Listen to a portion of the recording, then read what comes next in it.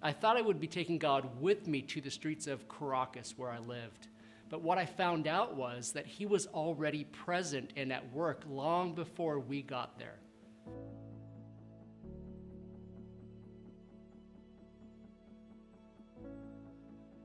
God is present everywhere, and he is involved in everything.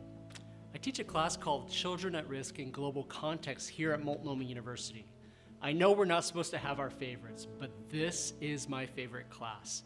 It is also my most challenging class. Not in an academic sense, but the content and topics can be riveting and even shocking.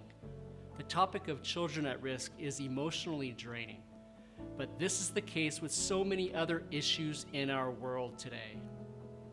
For Christians who are passionate about changing the world and bringing transformation, we need to be prepared to engage wisely in the complexities.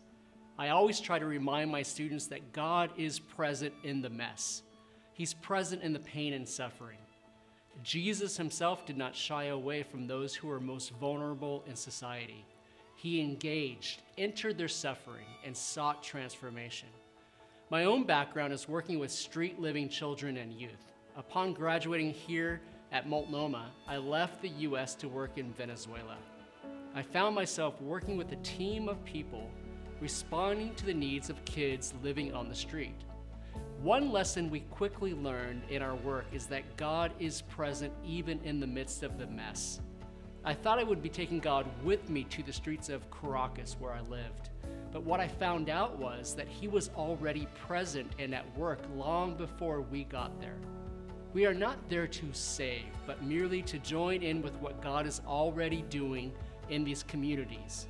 In the Bible, in Mark 10, we see Christ's profound prioritization of children in the kingdom of God. God is in everything, including the work now in the lives of the most vulnerable people on the planet.